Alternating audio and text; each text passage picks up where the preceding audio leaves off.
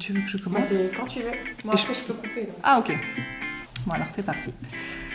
Bonjour à tous, bienvenue sur Filles Expat, la chaîne qui vous dévoile les aventures de filles francophones qui ont osé tout quitter pour vivre aux quatre coins du monde. Chaque semaine, Kelly vous fera découvrir une nouvelle destination, une nouvelle histoire à travers ses interviews.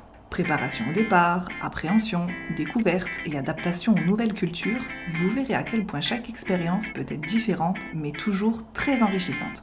Donc si vous songez à vous expatrier ou que vous êtes simplement curieux de savoir comment on vit au Chili, au Danemark ou encore à Taïwan, on vous dit welcome! Le but de Kelly à travers ses podcasts est de partager avec vous le vécu, le ressenti des unes et des autres. Expatriée elle-même 9 ans entre les États-Unis et le Canada, passionnée de voyage et surtout grande épicurienne, et je sais de quoi je parle, elle adore partir à la rencontre de nouvelles personnes et échanger les points de vue. Allez, c'est parti, embarquement immédiat, bonne écoute! Ça m'a pas dégoûté de l'expatriation parce que je savais que j'allais repartir en expatriation. Je ne savais pas où, mais j'allais bien repartir un jour.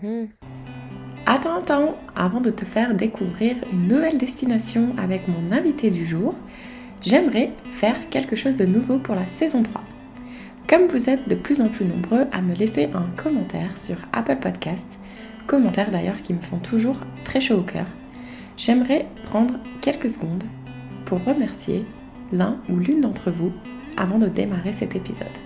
Aujourd'hui, je souhaite remercier Emma. Emma m'a marqué, super podcast, merci Kelly pour ce tour du monde ensoleillé et ces précieux retours d'expérience. Alors, merci à toi Emma d'avoir pris le temps de me laisser 5 étoiles et ce petit mot super sympa. Si toi aussi tu aimerais me passer un message, je t'invite à utiliser l'application Apple Podcast ou iTunes et n'hésite pas à me donner ta citation préférée par exemple, comme le font chacune de mes invitées, ou de me montrer quel emoji représente au mieux pour toi ce podcast. Voilà, à très vite. Donc maintenant, on va parler de quand tu es partie donc en Europe de l'Est. Donc, est-ce que tu peux nous expliquer comment ça s'est passé? Donc, comment tu es passée de la Thaïlande à l'Europe de l'Est? Oui. Alors, comment ça s'est passé? Il s'est passé 2 ans entre les deux. Donc, en fait, j'ai quitté la Thaïlande parce que je voulais faire un bac plus 5 en hôtellerie. Donc, j'ai été acceptée dans un master à Paris, un diplôme international. Je pouvais continuer à pratiquer l'anglais et gagner de l'expertise dans mon secteur hôtellerie-restauration. Et à l'issue de ces 2 ans, il fallait trouver un boulot. Je voulais partir à l'étranger. Mais là, il y avait un changement dans la donne, c'est que mon amoureux, lui, était dans ce même master, mais il avait encore une année à Paris à faire. Du coup, j'ai quand même commencé à chercher des jobs en Thaïlande, en Asie, parce que c'est là où j'avais mon réseau. Et en plus, mon copain, lui aussi, il était en Thaïlande avant, donc éventuellement, il pouvait me rejoindre 1 an plus tard. Et puis finalement, j'ai été débauchée par un groupe hôtelier. Donc en fait, le même groupe hôtelier avec lequel j'étais partie en Thaïlande. Ils m'ont débauchée pour un poste en Europe de l'Est. Et je me suis dit, Banco, Varsovie, Budapest, c'est 2 heures d'avion de mémoire, 2h30. Donc à côté de Paris, c'est parfait. Et puis voilà, pas trop de décalage horaire pour être pas trop loin de mon copain. Super. Et puis nouvelle expérience. Et donc en fait, le job, c'était un contrat où tous les 6 mois, je changeais d'hôtel. D'accord. Et donc, le deal, c'était pour commencer, je faisais 6 mois à Varsovie. Et ensuite, on m'a dit que je partais en Hongrie. Et j'étais partie pour un contrat de 2 ans. Et finalement, j'en ai fait qu'une année. Donc du coup, là, avant d'en arriver à l'expérience là-haut, là, ça devait quand même être, le départ devait être un petit peu plus difficile que la première fois quand t'es partie, puisque maintenant tu pars seule, mais tu laisses une personne importante à tes yeux derrière toi. Est-ce que tu te souviens un peu dans quel état d'esprit t'étais à ce moment-là? En fait, j'étais contente de partir pas très loin de Paris et d'être qu'à 2h30. Enfin, pour moi, c'est bon, ça allait le faire. Et ouais, ton copain, lui, il avait pas d'appréhension, rien du tout? Non, parce qu'en fait, lui aussi, il vient d'un hôtelier et donc il savait très bien que c'est une opportunité de pouvoir faire son expérience à l'étranger.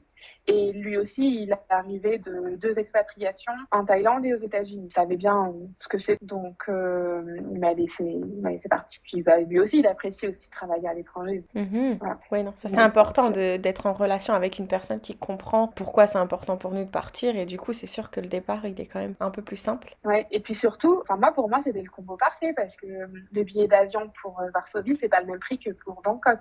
Ouais, c'est clair. Et puis surtout, tu peux venir pour le week-end. Donc en fait, c'était cool ça. Mhm. Parce que quand tu pars pour une relation à distance, à 6 heures d'avion, plus compliqué. Mais là, non, c'était pas du tout ça. Donc en fait, on s'est vus tous les mois, voire plusieurs fois par mois. Cool. Là, à Bangkok, quand t'es arrivé, il faisait chaud et humide. Et quand t'es arrivé en Pologne, t'es arrivé à quel moment de l'année? Je suis arrivée au mois de septembre. Donc entre les deux, j'avais quand même vécu 2 ans en France. Donc j'étais à nouveau habituée au climat d'Europe, quoi. Mais je suis arrivée au mois de septembre à Varsovie. À nouveau, moi, je débarque, je me renseigne pas du tout sur la ville ni le pays. Et puis, en plus, comme mon contrat stipulait que j'allais déménager tous les 6 mois, alors là, je voyais encore moins l'intérêt de, de me renseigner, en fait. Mhm. Donc, vraiment, je débarquais, peu importe où on me met. Et puis, l'idée aussi, c'était de professionnellement évoluer. Donc, peu importe la ville où j'étais. J'arrive à Varsovie, j'avais jamais mis les pieds en Europe de l'Est. C'était au mois de septembre, pas 3 semaines après. Il neigeait presque. Moi, franchement, je crois que début octobre, il a neigé. Ouais, c'est possible, hein. Et donc, du coup, ils sont plus en guirlande, là, les bonhommes de neige, ils sont réels. Exactement. Et ça a confirmé que j'étais pas du tout faite pour vivre dans un pays où il fait froid Ouais. et qu'il faut un pays chaud. Ah ouais, là, ça a vraiment confirmé là. Et puis en plus, voilà, bon, la nuit elle tombe tôt, enfin c'est l'hiver. L'hiver, bon, comme nous on connaît en France, mais un peu plus rude en Europe de l'Est. Mhm. Et quand t'es arrivé à Varsovie, est-ce que, pareil, là, on te faisait un traitement VIP quand t'es arrivé? Est-ce que, comment t'es arrivé sur place? Je sais même pas du tout à quoi ressemble Varsovie, d'ailleurs. Et Varsovie, c'est une ville qui a été détruite pendant la guerre et il reste juste un tout petit quartier historique qui est très beau. Mhm. Mais sinon, tout le reste, c'est de la construction après-guerre et c'est des grandes avenues. Enfin, il y a un héritage soviète dans certains quartiers. Donc, des grandes avenues, vraiment comme l'idée que j'ai de la Russie d'ailleurs. Donc ça, c'est très, très austère. Donc je suis arrivée, j'étais logée au départ jusqu'à ce que je trouve un logement. Sauf que là, on était quelques années après et à habiter dans l'hôtel, ça m'amusait moins. Donc je me suis dépêchée de trouver un logement. J'ai visité des choses. Ah oui, et j'avais pas un budget énorme pour le logement parce que donc du coup, en hôtellerie, souvent on paye ton logement Mhm. et ils te donnent une enveloppe. Et là, c'était pas top. J'ai visité des trucs horribles dans des immeubles vraiment. En fait, c'est très austère, quoi. Donc Mhm. bon. Il faut pas arriver là-haut Et déprimé parce qu'en gros, ça risque de mal finir, quoi. ouais. Ouais. Et finalement, j'ai trouvé une coloc parce qu'en fait, j'ai visité un appartement en colocation très chaleureux où il faisait bon vivre avec une décoration vraiment chaleureuse. Et j'ai dit, c'est bon, j'y vais. Mais bon, c'était pas une super coloc. Enfin, c'était pas ouf. Non, Mais l'appartement était très sympa. c'était avec des Polonais? Ouais, un Polonais et une Italienne. Bon, après, on n'a pas connecté, quoi. Bon. Mhm. Ça C'était très arrive. gentil, mais bon, tu sais, parfois, on s'entend pas forcément avec tout le monde. Non, c'est clair. Pourtant, normalement, je suis sociable et tout. Et c'est pour ça qu'encore une fois, pour moi, une colocation, j'ai déjà vécu dans des logements pour des hôtels où on était tous logés dans des petits... Enfin, j'avais déjà vécu en communauté, quoi. Mhm. Et j'ai fait toute Enfin, j'étais à l'internat pendant très longtemps. Donc, tu vois, une colocation, je t'ai dit, bah, pas de souci, j'y vais les yeux fermés. Et puis, à nouveau, en fait, j'aurais peut-être dû me poser des questions sur est-ce que je suis apte à être en coloc. Ouais. Bah après, j'ai envie de dire qu'on n'a plus le même âge non plus, donc il y a un moment donné, on s'attend à plus de choses des gens, ou on a peut-être un petit peu plus de Exactement. difficultés de s'adapter aux autres, donc ça change. Exactement. Et aussi, à nouveau, j'ai eu le même problème qu'au début en Thaïlande, c'est que j'avais des horaires. Alors, cette fois-ci, j'avais vraiment des horaires décalés. Soit je travaillais très tôt le matin et j'avais terminé à 14-15 heures, soit je commençais mon boulot sur les 14-15 et je finissais 22 heures. Souvent, je travaillais les week-ends. Donc, en fait, tes colocs, avec un rythme décalé, tu les vois pas beaucoup. Donc, t'as pas trop le temps de sympathiser ou de vraiment créer des liens. Moi, le week-end, j'allais jamais au truc qu'ils me proposaient de faire, ou très, très peu. Mhm. Et puis, j'avais la tête à Paris parce que je faisais souvent des allers-retours pour retrouver mon copain. Donc, encore moins de raison d'insérer Mhm. dans la coloc. Ouais, en plus en hiver, j'ai l'impression que des fois c'est encore même plus difficile parce que je sais pas comment ils sont en Pologne, mais moi au Canada, je sais que l'hiver, il fait nuit tôt, il fait nuit tard le matin, et en fait les gens ils ont pas trop envie de faire grand-chose. Et il suffit qu'il y ait une tempête de neige ou qu'il fait un -20 ou un -30, et là il y a plus personne qui veut sortir. Ah oui, c'est exactement ça. C'est bien que tu le mentionnes Parce que ça, j'aurais bien voulu qu'on me le dise. En fait, bon, c'est mon expérience, mais ça a été confirmé par d'autres personnes que j'ai rencontrées qui étaient expatriées en Hongrie et en Pologne. L'idéal pour arriver dans ces pays, c'est d'arriver pour le printemps. Parce que là, on est invité facilement pour boire des bières en terrasse ou sortir, faire des activités d'extérieur. Et une fois que l'hiver arrive, il n'y a plus tout ça, cette vie sociale en terrasse, dans les restos, dans les bars, parce que les gens restent vraiment chez eux. Et donc, si tu t'es pas fait des amis avant l'hiver, bah c'est foutu, il faut attendre la saison suivante. C'est ça, mais c'est... Donc franchement, c'est... Il m'est arrivé la même chose au comme ça. Canada. Moi, je suis arrivée au mois de novembre et pourtant j'essayais avec mes collègues parce que moi je travaillais pas le week-end, donc j'essayais de les inviter à boire un verre, à venir manger chez moi, tu sais, le bon français quoi, qui aime bien recevoir chez lui. J'essayais de leur faire des plats et tout ça, mais je sais pas, eux c'est... Enfin si je les invitais, ils venaient, pas de souci, mais pour eux, m'inviter à faire des choses, c'était impossible. Ça a été très compliqué. Souvent, je disais à mon collègue le vendredi soir quand je lui souhaitais bon week-end, je le revoyais le lundi matin, je lui disais salut Ted. Je lui dis, te rends compte que bah, t'es la dernière personne à qui j'ai parlé quoi depuis 3 jours. J'ai parlé à personne à part la caissière, peut-être l'hôtesse de caisse du magasin. Mais ouais, ça c'est un bon conseil que tu dis, peut-être éviter d'arriver à l'arrivée de l'hiver parce que là, ça risque d'être plus compliqué de s'intégrer. Ouais. Et après, moi, j'étais pas aidée de par les horaires parce que, alors, je sais plus comment, mais j'ai quand même été mise en contact avec une Française qui, elle, était installée depuis un petit moment. Donc, elle avait son cercle d'amis franco-polonais. Et eux, ils m'invitaient aux soirées et tout. Après, je pouvais pas y aller régulièrement parce que voilà, à cause du boulot. Mais donc, du coup, voilà, c'était l'hiver, mais j'ai quand même réussi à me faire des potes et il y a moyen. Mais ouais, je pense que quitte à choisir pour s'expatrier, si on peut choisir la date d'expatriation, le printemps, quoi. Puis en plus, c'est plus agréable. Enfin, à part si on aime le froid, mais la Varsovie au printemps, ça n'a rien à voir. C'est franchement, c'est le jour et la nuit avec l'hiver. D'accord. Et donc toi du coup, donc tu savais que tu avais signé en Pologne pour 6 mois. Donc toi maintenant on te dit que ça y est, ton contrat arrive à sa fin. Ce qui est dommage d'ailleurs parce que en plus t'es arrivé au printemps et que là t'allais partir en Hongrie. T'étais dans quel état d'esprit de devoir partir de la Pologne? En fait, on m'avait vendu 6 mois en Pologne, mais il s'avère que au bout de 4 mois, on m'a annoncé que j'avais une rotation. Donc en fait, je suis arrivée en septembre et je suis repartie en décembre. Ah, Déjà, mon expérience, c'était pas folle parce que, pour tout ce que j'ai dit, quoi. Enfin, j'étais pas intégrée socialement en Pologne. Le boulot, il me plaisait pas trop aussi. Donc, en fait, côté pro et côté perso, c'était pas la folie. Donc, d'un côté, j'étais contente qu'on me dise, allez, changement de destination, tu vas aller découvrir autre chose. Et d'un autre, j'étais embêtée parce que c'était annoncé en last minute et moi, j'avais prévu, j'avais pris des billets d'avion Varsovie-Paris. Donc, j'étais mitigée, mais je me disais, cool, on va repartir de bon pied en Hongrie. Et là-bas, j'avais un pote d'un pote qui m'attendait. d'accord. Du coup, arrivé en Hongrie, donc c'est toujours pour la même entreprise, mais cette fois-ci sur un autre hôtel. J'étais logée juste à côté de l'hôtel, dans un petit appartement sympa. En plus, dans un immeuble traditionnel du centre de Budapest. Donc ça, c'était vraiment canon. Et dès le deuxième soir, je suis reçue chez un pote qui me dit, t'inquiète pas, on va s'amuser. Cool. Oui, parce que c'est vrai que ça m'est encore jamais arrivé dans les autres épisodes que l'invité ait une mauvaise expatriation ou une mauvaise expérience, que ce soit pro ou perso. Bon, heureusement, tu avais quelque chose, toi, pour rebondir. Mais après, j'ai envie de dire, même si tu n'avais rien et que tu serais rentré en France en disant, bah voilà, ça ne m'a pas plu, Pologne ou ailleurs, hein, d'ailleurs, mais c'est pas grave, au moins j'aurais tenté ma chance. Mais je suis rentrée en France. Ça se passait à nouveau côté pro, en fait, c'était pas du tout ce qu'il me fallait. Côté perso, j'y serais bien restée parce que j'avais vécu le printemps, début de l'été, c'était vraiment trop chouette. Mais côté pro, ça le faisait pas du tout. J'avais une nouvelle rotation et là, ils devaient m'envoyer au nord, genre le point le plus au nord de la Pologne, dans un endroit paumé. On m'avait vendu, ouais, c'est au bord de la mer, ça va être bien. Non, c'était surtout le pôle Nord pour moi. Ouais. Et après un hiver entre Varsovie et Budapest, je me suis dit, je ne supporterais pas un hiver toute seule, là, sur la mer du Nord, ou je ne sais quelle mer d'ailleurs. Et donc, du coup, j'avais négocié qu'on m'envoie ailleurs. On m'avait proposé un poste à Varsovie.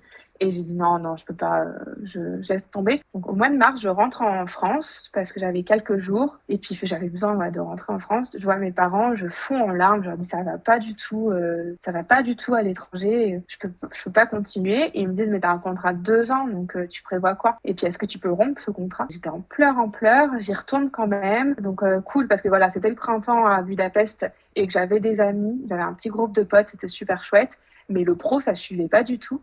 Mhm. Et ensuite, mes parents reviennent au mois de juin. Et je sais pas, le fait de voir, parce que moi je suis très proche de mes parents, et le fait qu'ils soient là, j'ai pu lâcher ce que j'osais pas dire. Et à nouveau, je dis à ma mère, ça va pas du tout. Et puis en fait, c'est un début de tension en fait. Enfin, fallait me sortir de là. Du coup, elle m'a dit, écoute, tu peux pas rester quoi. Donc si tu Mhm. veux rentrer, il y a pas de problème, tu reviens à la maison.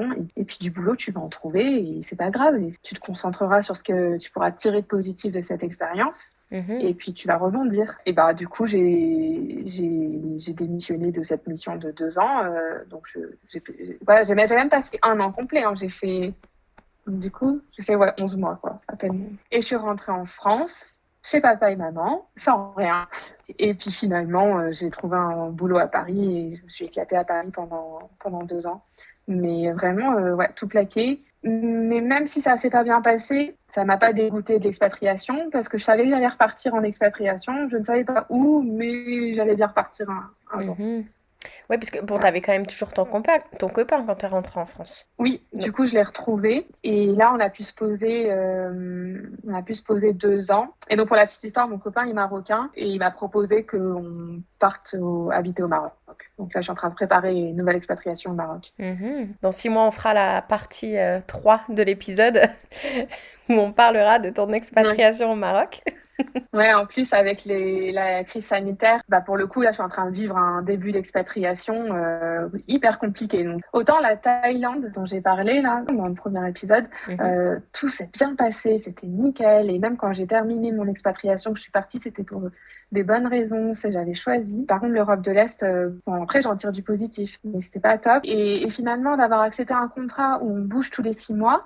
Avec le recul, c'est pas fait pour tout le monde. Je pense qu'il faut très bien se connaître. Moi, je suis une personne qui a besoin de temps finalement pour sympathiser et se sentir à l'aise dans un endroit. Et Mhm. d'ailleurs, la Thaïlande était une preuve. J'ai mis 4 mois avant de me sentir à l'aise. Mais bon, j'avais pas retenu la leçon. Et bouger tous les 6 mois, c'est pour ça aussi que j'ai arrêté ce contrat parce que je savais que à nouveau 6 mois quelque part, j'allais commencer à me faire des amis et à nouveau les quitter. Ouais, c'est C'est ce chaud. qui s'est passé pour la Pologne et c'est très frustrant et ça correspondait pas du tout à ma façon de fonctionner. Ouais, je pense que ça peut être sympa si à la limite t'es en couple et que tu fais ça en couple. Ça peut être peut-être plus acceptable ou faisable, je sais pas c'est quoi le bon terme, mais ouais, quand t'es seule, ça doit être un peu plus compliqué, surtout quand tu laisses quelqu'un derrière. Ouais.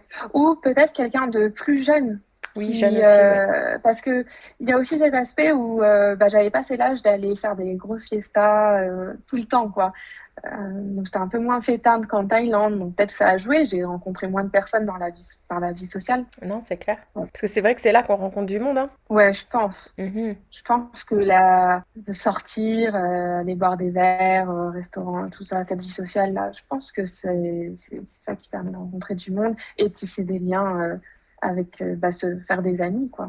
Non, c'est clair. Ouais. Mais du coup, alors, donc, quand je t'ai posé dans la première partie la question de savoir est-ce que tu passerais un message à Amy avant de partir en Thaïlande, où tu lui disais de faire plus de recherches sur le pays, est-ce que tu lui passerais le même message ou tu lui passerais autre chose Ah pour la bah oui, Pologne? parce que là, en fait, j'aurais dû me renseigner enfin bon, je sais pas. Parce que même si je m'étais renseignée, j'avais un peu foncé la tête baissée dans ce job. Enfin après, c'est aussi des erreurs qui me permettent de Mhm. mieux me connaître et de savoir ce qui va pas à côté pro et perso, hein.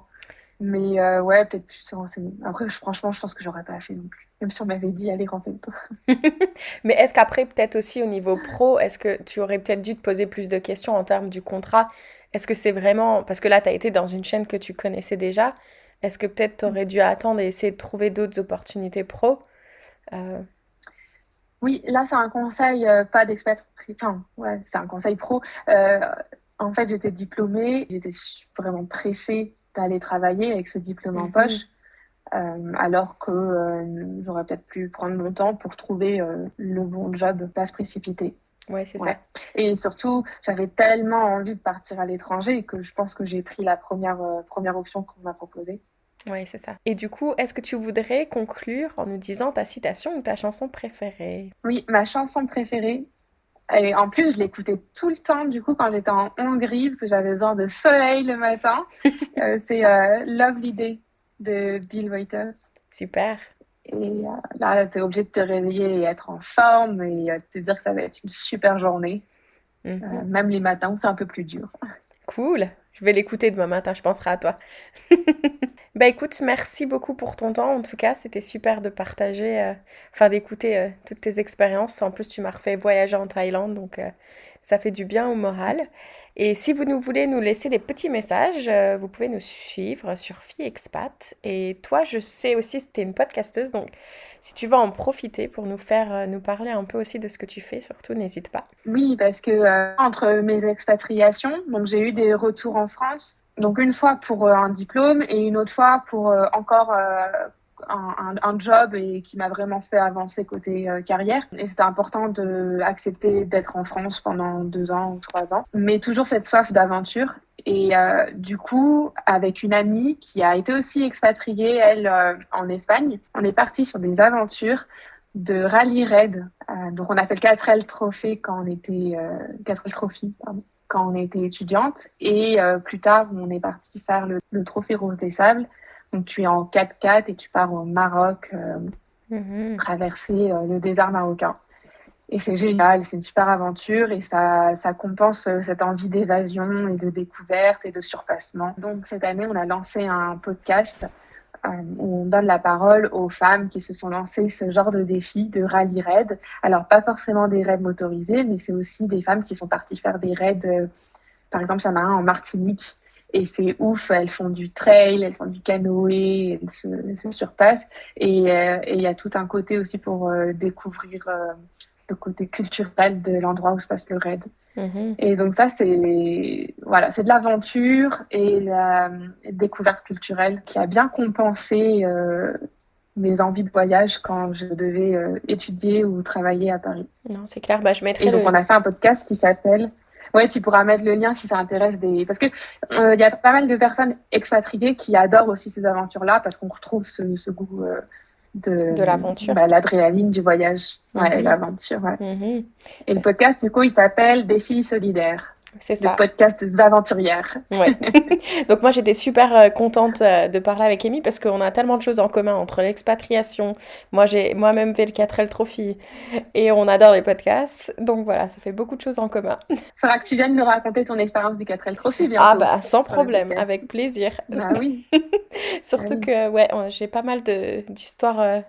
Il nous est arrivé pas mal de choses intéressantes pendant ce raid. Donc, écoute, je te remercie. Et puis, je te dis à très bientôt alors. Oui, merci beaucoup de m'avoir reçu sur le podcast. Et un petit mot, c'est trop bien ce projet de podcast pour donner la parole à des personnes qui ont pu s'expatrier. Et surtout, c'est riche d'informations, quoi, quand on veut aussi soi-même préparer une expatriation ou un voyage. Donc, j'espère que ça a été utile et que ça n'a pas... refroidit les personnes qui aimeraient partir en Europe de l'Est, c'est quand même génial. Chacun a sa propre expérience. Non, de toute façon, moi je l'ai déjà dit dans d'autres podcasts, c'est ton expérience, c'est à toi, c'est unique. Merci à toi. À bientôt. Merci. À bientôt. Ciao.